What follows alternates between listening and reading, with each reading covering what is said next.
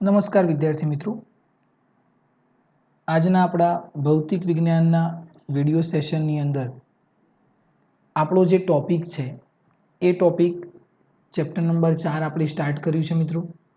અને chapter number 4ની અંદર આપણે એક પછી એક ટોપિક જોતા જઈએ છીએ. તો એની અંદર સૌથી પહેલો જે ટોપિક આજે આપણે જે ડિસ્કશન કરવાનું છે એ ટોપિક છે, ધ્યાન આપજો મિત્રો,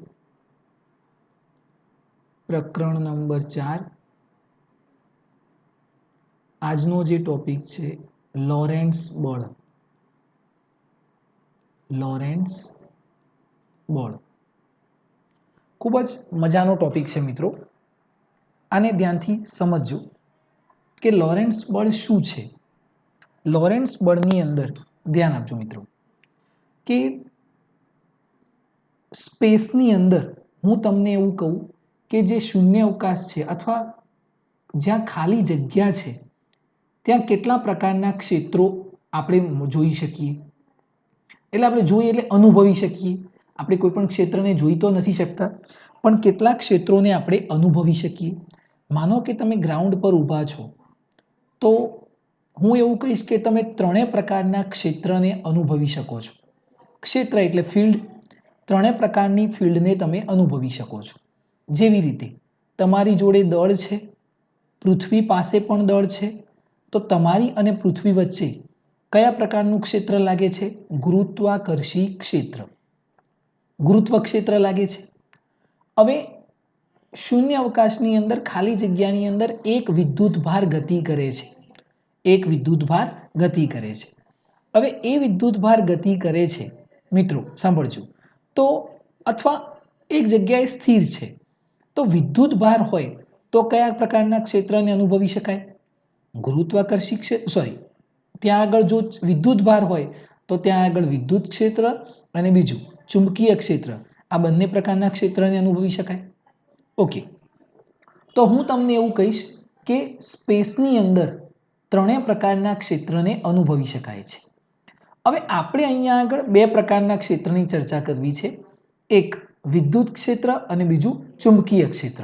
જો દળ હોય તો ગુરુત્વાકર્ષી ક્ષેત્રને અનુભવી શકાય, પણ જો વીજભાર હોય તો વિદ્યુત ક્ષેત્ર અને ચુંબકીય ક્ષેત્ર બંનેને અનુભવી શકાય.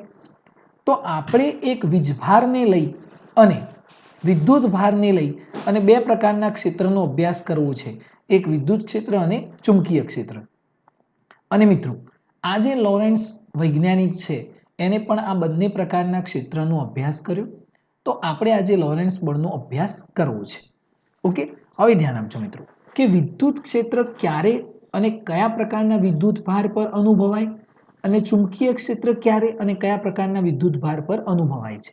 જો અહીંયા આગળ આપણે નોટ કરીએ વિદ્યુત ક્ષેત્ર. અહીંયા આગળનું જે ક્ષેત્ર છે મિત્રો, વિદ્યુત ક્ષેત્ર. અને અહીંયા આગળ આપણે એક લઈ લઈએ ચુંબકીય ક્ષેત્ર. ચુંબકીય ક્ષેત્ર. ઓકે, વિદ્યુત ક્ષેત્ર જે છે એ માત્ર સ્થિર કણ ઉપર લાગે છે. જે કણ સ્થિર હોય, સ્થિર કણ એટલે સ્થિર વિદ્યુત ભાર પર. અને ચુંબકીય ક્ષેત્ર જે છે એ સ્થિર વીજભાર, સ્થિર વીજભાર પ્લસ ગતિમાન વીજભાર, આ બંને પર લાગે છે.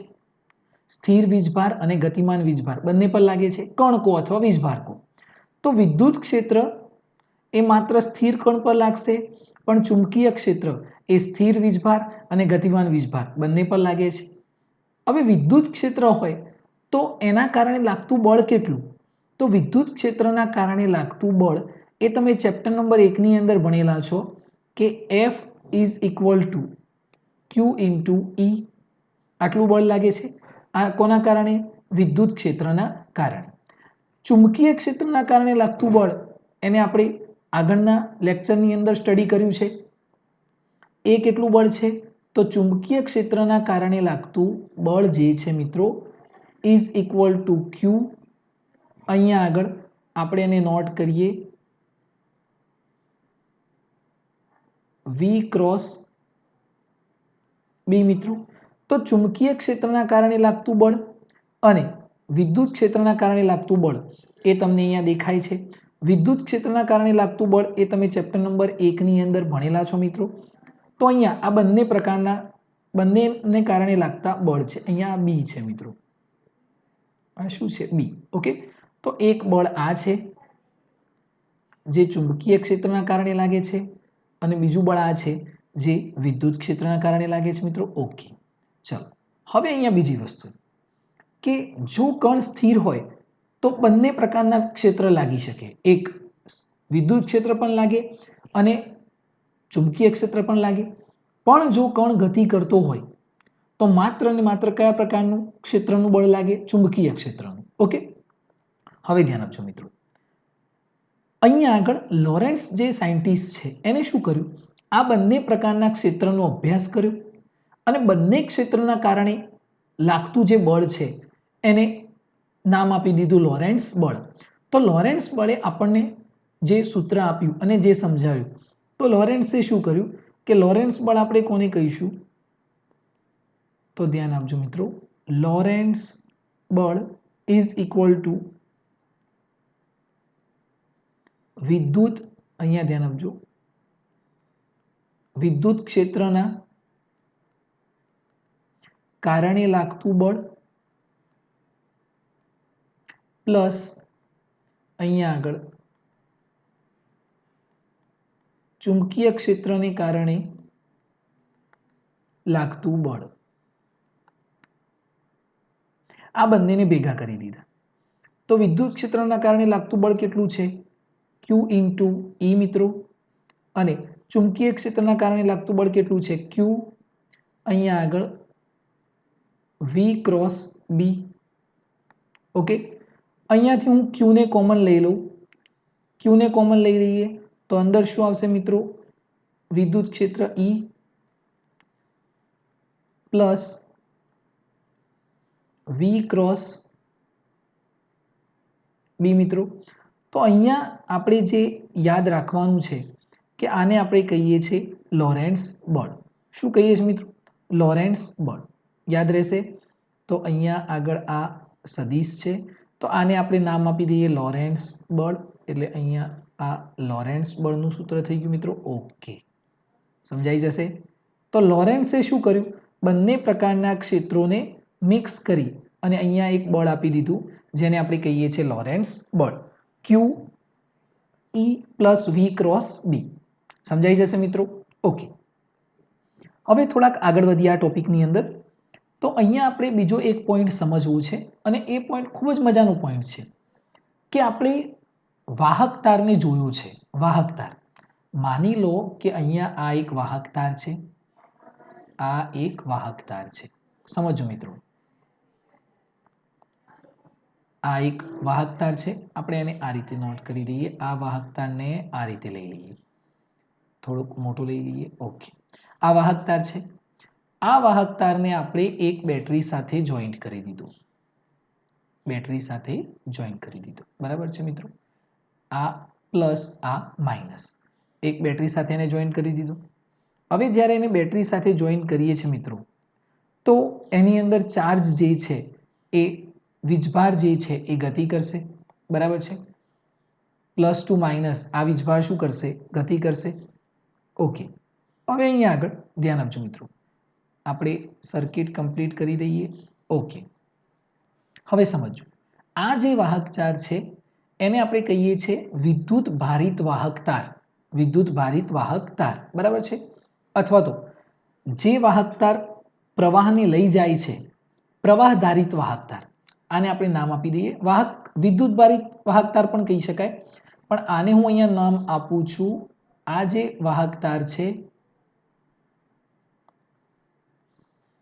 પ્રવાહ ધારિત વાહક તાર. કેમ પ્રવાહ ધારિત વાહક તાર? કેમ કે આ પ્રવાહને લઈ જાય છે. કોને લઈ જાય છે? પ્રવાહને. જ્યારે પણ આની અંદર ચાર્જ મૂવ કરે છે તો આ પ્રવાહને લઈ જાય છે. કેમ કે આપણે જાણીએ છીએ કે વિદ્યુત પ્રવાહ લાઇટ કોના કારણે મળે? જ્યારે ઇલેક્ટ્રોન ગતિ કરે ત્યારે ઇલેક્ટ્રોન શું છે? વિદ્યુતભાર છે. તો વિદ્યુતભાર ગતિ કરે ત્યારે જ આપણને પ્રવાહ મળે, એટલે આપણે આ તારને કહીએ છીએ પ્રવાહ-આધારિત વાહક તાર. હવે પ્રવાહ-આધારિત વાહક તારની ખાસિયત શું છે? આની પ્રવાહ-આધારિત વાહક તારની ખાસિયત શું છે? ખાસિયત એટલે એની સ્પેશિયાલિટી શું છે? તો આનો નેટ ચાર્જ પરિણામી વીજભાર 0 છે. આની અંદર આનો પરિણામી વીજભાર એટલે Q. આ પરિણામી વીજભારનું મૂલ્ય કેવું થઈ જાય મિત્રો? 0. ઓકે, તો આ જે વાહકતાર છે, આ વાહકતારની અંદર પરિણામી વીજભાર કેટલો છે? 0. નેટ ચાર્જ કેટલો છે? 0. તો 0 હોય તો આપણને એવું લાગે કે 0 છે તો પ્રવાહ કેવી રીતે મળે? તો યાદ રાખજો મિત્રો, આ જે પ્રવાહ-આધારિત વાહકતાર છે એ માત્ર શું કરે છે? ચાર્જને રોટેટ કરે છે. ચાર્જને શું કરે? રોટેટ કરે. વિદ્યુતભારને ખાલી ફરાવે છે, નવો ઉત્પન્ન નથી કરતો. તો એક બાજુથી જેટલો વિદ્યુતભાર જશે એટલો જ વિદ્યુતભાર બીજી બાજુથી એન્ટર થશે. જુઓ, આની અંદર જે વીજભાર છે અહીંયા પ્લસમાંથી એન્ટર થાય છે આ રીતે, આ તરફ થઈ, અહીંયા થઈ, અહીંયા થઈ, ફરીથી અહીંયા આવી ગયો, ફરીથી પાછો અહીંયાથી જશે, આમ થઈ અને અહીંયા આવી ગયો. માનો કે આની અંદર 1000 વીજભાર છે તો 10 કલાક પછી પણ આની અંદર કેટલો વીજભાર હશે? 1000 જ. એ માત્ર ફર્યા જ કરે છે, ઉત્પન્ન કરી શકતો નથી. એટલે આનો પરિણામી વીજભાર કેવો થાય છે? 0. અહીંયા નોટ કરીએ મિત્રો આપણે એક લાઈન કે પ્રવાહ-આધારિત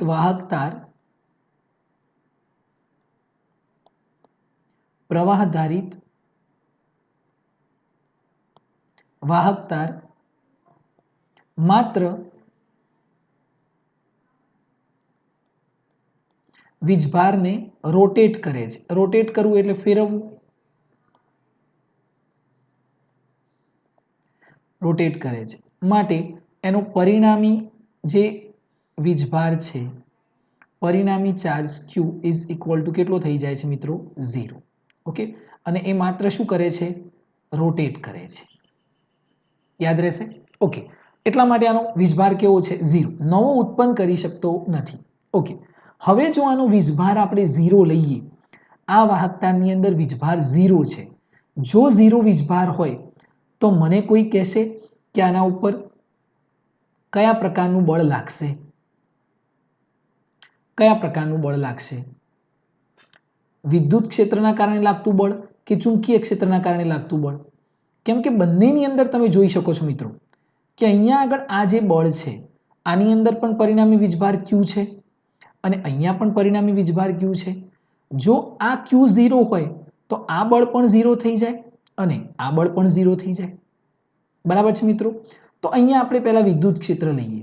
વિદ્યુત ક્ષેત્ર જુઓ, અહીંયા આગળ F E is equal two 0 થઈ ગયું. આને આપણે 0 કરી દીધું. કેમ? કેમ કે Q કેવો છે? કારણ કે Q is equal two 0. Q 0 છે એટલે આ બળ કેવું થઈ ગયું? 0. પણ મિત્રો હું તમને એવું કહીશ કે આની અંદર ચુંબકીય ક્ષેત્રનું બળ 0 થતું નથી. તમને નવાઈ લાગશે, કેમ કે અહીંયા પણ Q છે તો આ પણ 0 થવું જોઈએ, કેમ કે આ બધું જ ગુણાકારમાં છે તો આ આખું જ 0 થઈ જાય. જો Q 0 હોય તો B પણ 0 થઈ જાય. તો હું એવું કહીશ કે અહીંયા Q જે છે એ 0 થતો નથી. એવું કેમ મિત્રો? સમજીએ. અહીંયા જો આની અંદર 1000 ઋણ ચાર્જ છે, 1000 ઋણ ચાર્જ છે અને આની અંદર 1000 પ્લસ ચાર્જ છે, પ્લસ ચાર્જ છે. હવે પ્રવાહ કઈ બાજુ ફ્લો થાય છે? આમ પ્લસ ટુ માઇનસ. હવે આની અંદર 1000 ઋણ ચાર્જ એટલે આપણે માની લઈએ કે ઇલેક્ટ્રોન છે. આ ઇલેક્ટ્રોન આ દિશાની અંદર ડ્રિફ્ટ થાય છે. ડ્રિફ્ટ થવું એટલે ખસવું. તમે ચેપ્ટર નંબર 3 ની અંદર ભણ્યા ને મિત્રો કે ડ્રિફ્ટ થવું એટલે ખસવું. આ ઇલેક્ટ્રોન આ બાજુ ખસે છે.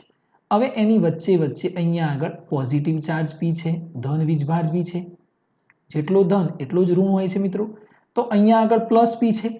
હવે અહીંયા થશે શું? સમજો અહીંયા આગળ કે અહીંયા આગળ આ જે ઋણ વીજભાર છે, સમજો મિત્રો, જે ઋણ વીજભાર છે, જો અહીંયા દરેક જગ્યાએ માની લો કે આ પ્લસ વીજભાર છે, આ પ્લસ વીજભાર વાહકતાની અંદર આ રીતે ગોઠવાયેલું છે, બરાબર છે,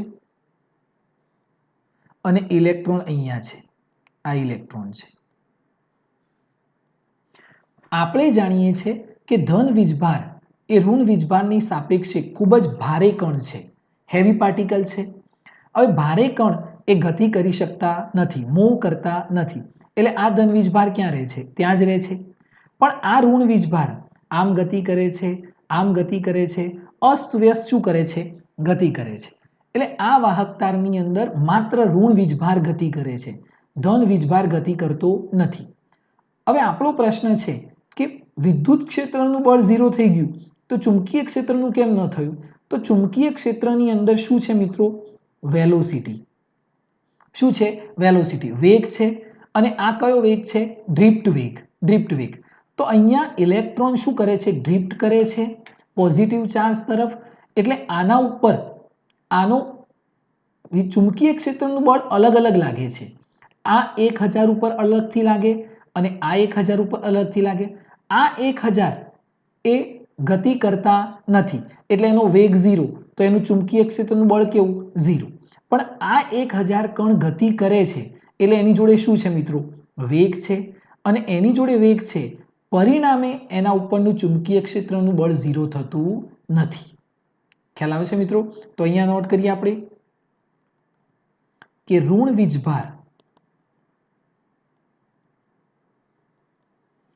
વીજભાર ગતિ કરે છે, તેની પાસે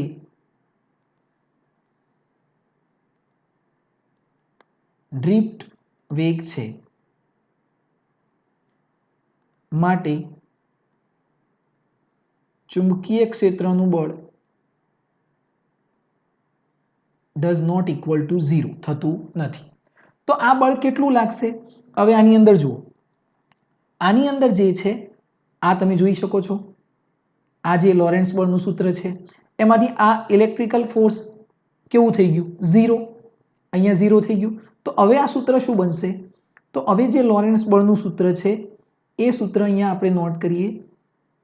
તો લોરેન્ટ્ઝ બળનું સૂત્ર છે FL is equal to Q into V cross B. Q into V cross B. અને આ જે વેગ છે એ કયો વેગ છે? ડ્રિફ્ટ વેગ, V cross B. ખ્યાલ આવશે મિત્રો? આ સૂત્ર મળી ગયું.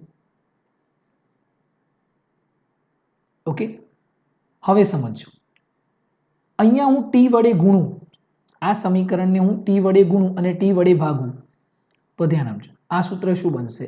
FL is equal to Q upon T into VD into T અને અહીંયા ક્રોસ B. બરાબર છે? પણ આપણે જાણીએ છીએ કે Q upon T શું થાય મિત્રો? Q upon T શું થશે? તો Q upon T એટલે ફેમસ સૂત્ર છે I is equal to Q upon T, વિદ્યુત પ્રવાહ થશે. તો અહીંયા આગળ FL is equal to આ શું થઈ ગયું? I.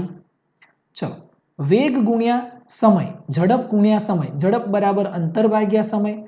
તો ઝડપ ગુણ્યા સમય શું થાય? અંતર. હવે આ કેટલું અંતર છે? તો અહીંયા ધ્યાન આપીએ, અહીંયા આગળ સમજીએ આને. આ જે અંતર છે એને આપણે અંતરને L જેટલું લઈ લઈએ. કેટલું અંતર? L જેટલું અંતર લઈ લઈએ. ઓકે, અને અહીંયાથી અહીંયા સુધીનું અંતર છે, અંતર અહીંયા સુધી. અને અહીંયાથી અહીંયા જવા માટે વીજભાર આ ઇલેક્ટ્રોન અહીંયાથી ગતિ કરશે, અહીંયા સુધી જશે. કેટલો સમય લાગે છે? T જેટલો સમય લાગે છે. તો અહીંયા આ સૂત્રની અંદર ધ્યાન આપજો મિત્રો, અહીંયા ખાસ સમજજો. આને આપણે ઇરેઝ કરી દઈએ. તો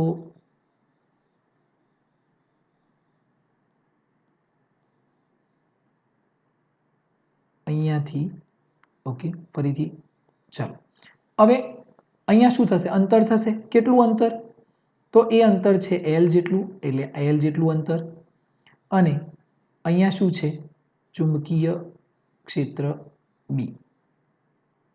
ઓકે, પણ હું એલ ઉપર પણ સદિશ મૂકું છું. હવે તમે મને અહીંયા જણાવશો કે આપણે જાણીએ છીએ કે એલ જે છે એ તો અદિશ રાશિ છે, તો આપણે એલ ઉપર સદિશ કેમ મૂકી દીધો મિત્રો? તો એલ એ આપણને શું બતાવે છે? વેગની દિશા બતાવે છે. આ ઇલેક્ટ્રોન કઈ બાજુ ગતિ કરશે? તો અહીંયાથી અહીંયા ગતિ કરશે. ધ્યાન આપજો, આ જે ઇલેક્ટ્રોન છે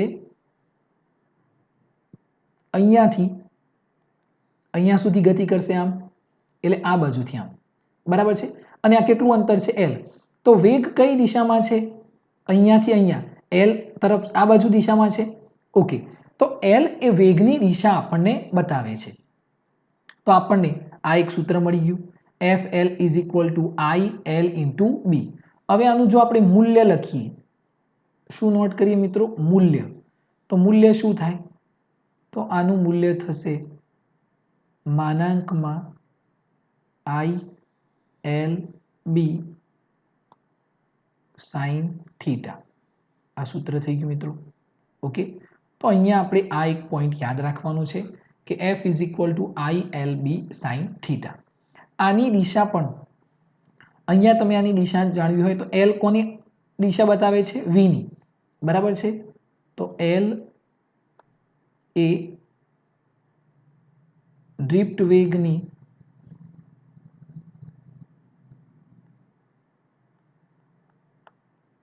દિશા બતાવે છે, બરાબર છે. અને અહીંયા આગળ તમે દિશા જાણવા માટે લેફ્ટ હેન્ડ રૂલ યુઝ કરી શકો છો, જે આપણે આગળ કર્યો હતો એ. તો આ પોઈન્ટની અંદર તમારે સમજવાનું છે ખાસ કે આપણે અહીંયાથી શાના વિશે જાણકારી મેળવીએ છીએ. તો લોરેન્ટ્ઝ બળ છે એ લોરેન્ટ્ઝ બળ કોના ઉપર લાગે છે? સૌથી પહેલા તમારે એ વાત નક્કી કરવાની છે કે લોરેન્ટ્ઝ બળ જે છે એનું સૂત્ર આ પણ છે અને આ પણ છે. તો સૌથી પહેલા લોરેન્ટ્ઝ બળને અહીંયા આપણે એકવાર ફરીથી સમજી લઈએ. અને 1 મિનિટ મિત્રો,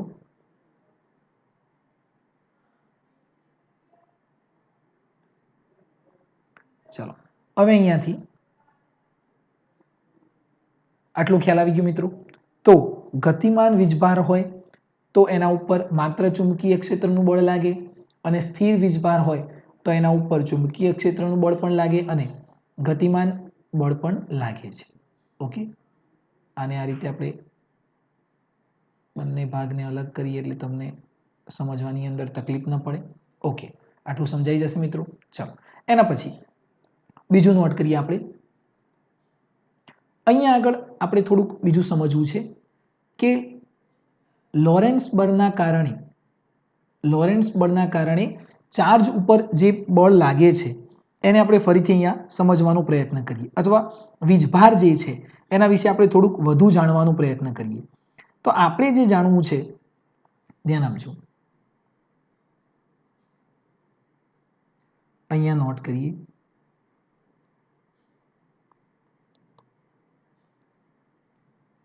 વિદ્યુત ભારિત કણ પર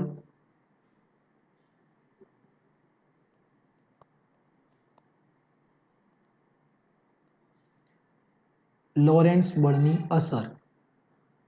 વિદ્યુત ભારિત કણ પર લોરેન્ટ્ઝ બળની અસર, બરાબર છે. તો આની અંદર વિદ્યુત ભારિત કણ પર લોરેન્ટ્ઝ બળની અસર કેવી રીતે થાય છે એને આપણે જાણવું છે. ઓકે, તો એના માટે સૌથી પહેલા અહીંયા આપણે એક વિદ્યુત ક્ષેત્ર લઈએ. અહીંયા આપણે એક વિદ્યુત ક્ષેત્ર લઈએ મિત્રો. ધ્યાન આપજો, આ વિદ્યુત ક્ષેત્ર છે. આની અંદર વિદ્યુત ક્ષેત્રને આપણે આ તરફ લઈએ છીએ, આમ. ઓકે, વિદ્યુત ક્ષેત્રની દિશા હંમેશા કઈ બાજુ હોય મિત્રો? પોઝિટિવ થી નેગેટિવ. એટલે આ વિદ્યુત ક્ષેત્રની દિશા છે, અહીંયા વિદ્યુત ક્ષેત્ર E છે. ઓકે, હવે અહીંયા આની અંદર એક કણ છે, આ એક વીજભાર છે અહીંયા આગળ, પણ આ વીજભાર અત્યારે સ્થિર અવસ્થામાં છે. કઈ અવસ્થામાં છે? સ્થિર અવસ્થામાં. તો અહીંયા ધ્યાન આપજો, સૌથી પહેલા આપણે નોટ કરીએ અહીંયા આગળ કે સ્થિર વીજભાર માટે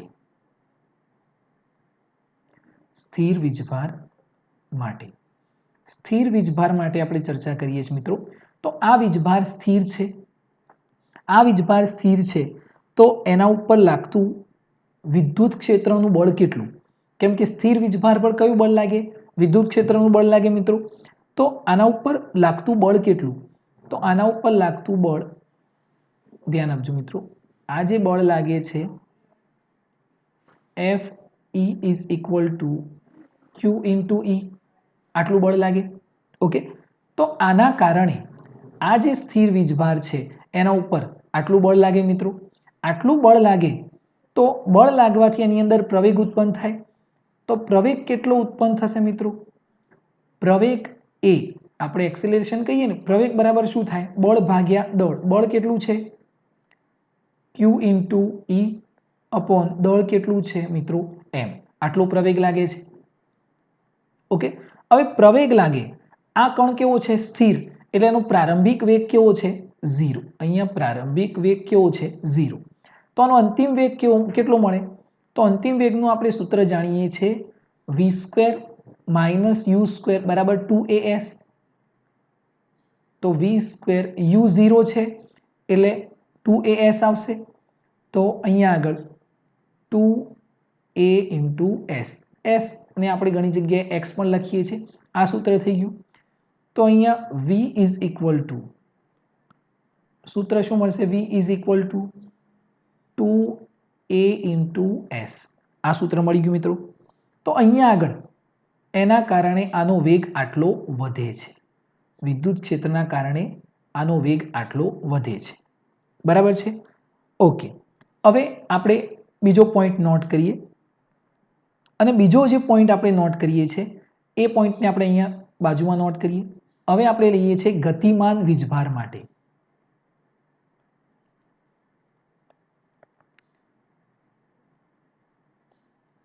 ગતિમાન વીજભાર, જો વીજભાર ગતિ કરે, માની લો કે અહીંયા એક વીજભાર છે, અહીંયા એક વીજભાર છે Q, અને આ ગતિ કરે છે. આ શું કરે છે? ગતિ કરે છે. જો વીજભાર ગતિ કરે તો અહીંયા આગળ u0 ન હોય, એની પાસે કંઈક u હોય. બરાબર છે? તો અહીંયા આગળ એની જોડે વેગ કેટલો હશે? તો જુઓ, અહીંયા u0 નથી, ગતિમાન વીજભાર માટે u0 નથી. તો v નું જે સૂત્ર મળશે એ આ રીતે મળશે મિત્રો. બરાબર છે? u² plus 2a into s. આ સૂત્ર મળી ગયું. હવે આ જે પ્રારંભિક વેગ છે એની દિશા કઈ બાજુ હશે? અહીંયા વેગ 0 નથી તો એની દિશા કઈ બાજુ હશે? તો પ્રારંભિક વેગની દિશા એ વિદ્યુત ક્ષેત્રની દિશામાં હોય છે. કઈ બાજુ હોય છે? વિદ્યુત ક્ષેત્રની દિશામાં. બરાબર છે? એ તમારે એક પોઈન્ટ યાદ રાખવાનું છે કે u ની દિશા કઈ હોય છે? તો u ની દિશા એ વિદ્યુત ક્ષેત્રની દિશામાં હોય છે. તો અહીંયા આગળ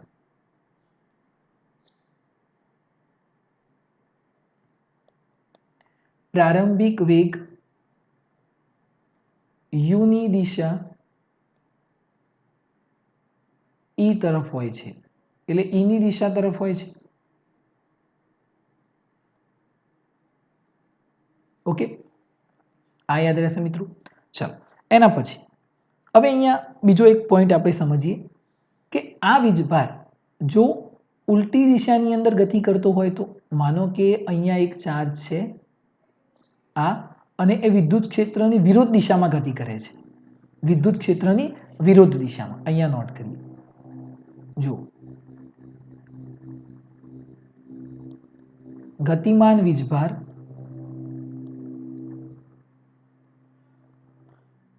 ઇલેક્ટ્રિક ફિલ્ડ એટલે વિદ્યુત ક્ષેત્ર E ની વિરુદ્ધ દિશામાં ગતિ કરે તો, વિરુદ્ધ દિશામાં ગતિ કરે તો, જો વિરુદ્ધ દિશામાં ગતિ કરે મિત્રો, તો વિરુદ્ધ દિશાની અંદર જ્યારે ગતિ કરે છે ત્યારે અહીંયા એક પોઈન્ટ આપણે ખાસ સમજવાનો છે કે એની વિરુદ્ધ દિશામાં ગતિ કરશે એટલે અહીંયાથી જુઓ, તમે આ જે ડાયાગ્રામ છે એની અંદર જોજો, અહીંયાથી જશે આમ, અહીંયા આવશે એટલે એનું v કેવો થઈ જશે? 0. v 0 થશે, ફરીથી આમ જશે, ટર્ન થશે અને આમ આવશે. તો વી ની અંદર ગતિ કરે, વિરોધ દિશાની અંદર ગતિ કરશે તો એનો અંતિમ વેગ v કેવો થશે 0 અને એ શું થશે ફરીથી ટર્ન થશે.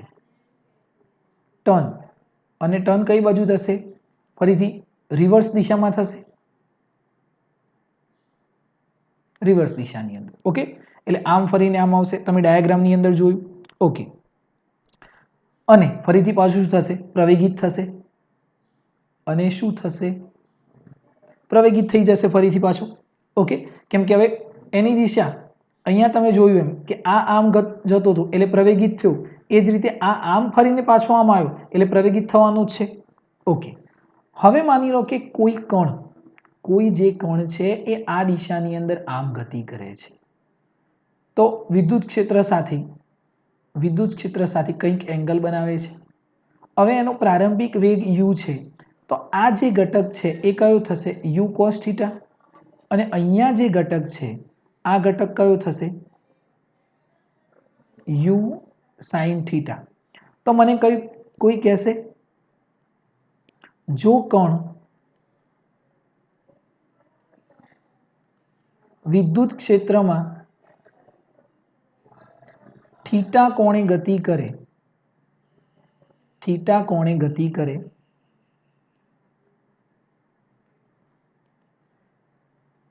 તો u sin થીટા કેવો રહેશે અચળ રહે છે, પર u cos થીટાના કારણે એનો વેગ વધે છે. u cos થીટાના કારણે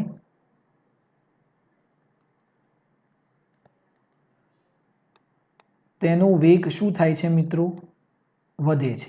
તમે જોઈ શકો છો કે એ વિદ્યુત ક્ષેત્ર તરફ ગતિ કરવાનો પ્રયત્ન કરે છે એટલે એના વેગમાં કોણ સતત વધારો કરશે u cos થીટા, પણ એ આમ નહીં જાય, એ આમ જ જશે. બરાબર છે. હવે એ આમ જઈ શકે, આમ પેરાબોલા આકારમાં જઈ શકે, પરવલય આકારમાં જઈ શકે, પણ એ ટર્ન નહીં થઈ શકે. બરાબર છે. તો અહીંયા આગળ શું થશે મિત્રો, તો અહીંયા આગળ એ પ્રવેગિત થાય છે વિદ્યુત ક્ષેત્રના કારણે, વિદ્યુત ક્ષેત્રના કારણે કણ પ્રવેગિત થાય છે પણ ટર્ન થઈ શકતો નથી, ટર્ન થઈ શકતો નથી. તો યાદ રાખજો, ટર્ન થવા માટે એની જોડે કયા પ્રકારનું ક્ષેત્ર જોઈએ, ચુંબકીય ક્ષેત્ર, અને ગતિ કરવું હોય તો વિદ્યુત ક્ષેત્રના કારણે એ ગતિ કરી શકે છે. પણ ચુંબકીય ક્ષેત્ર હોય મિત્રો તો એ ટર્ન પણ થઈ શકે છે અને ગતિ પણ કરી શકે છે. તો તમને આ પોઈન્ટ સારી રીતે સમજાશે મિત્રો કે u sin થીટા જે છે એના કારણે વેગ અચળ રહે છે અને u cos થીટાના કારણે તેનો વેગ શું થાય છે વધે છે. મિત્રો વિદ્યુત ક્ષેત્રના કારણે કણ જે છે એ પ્રવેગિત થાય છે પણ ટર્ન થઈ શકતો નથી. ખ્યાલ આવશે. તો આજે આપણે જે અભ્યાસ કરીએ છીએ, કોઈ કણને આપણે કઈ જગ્યાએ મૂક્યો છે મિત્રો, કોઈ કણને આપણે કઈ જગ્યાએ મૂક્યો છે વિદ્યુત ક્ષેત્રની અંદર, તો એ કેવા પ્રકારનું વર્તન કરે છે એ આપણે જોયું. ઓકે, બીજું કે તમે લોરેન્ટ્ઝ બળ વિશે પણ ભણ્યા, તો એ પણ તમારે યાદ રાખવાનું છે. તો અહીંયા આગળ આપણે જે આજનું લેક્ચર છે એને પૂર્ણ કરીએ છીએ. તો આજનો ટોપિક સારી રીતે સમજ્યા હશો મિત્રો તમે, અને એને બુકની અંદર વાંચીને પણ સારી રીતે સમજવાનો પ્રયત્ન કરજો. ચુંબકીય ક્ષેત્રની અસર કોના પર થાય છે, વિદ્યુત ક્ષેત્રની અસર કોના પર થાય છે, એ પણ ખાસ સમજવાનો પ્રયત્ન કરજો. Thank you.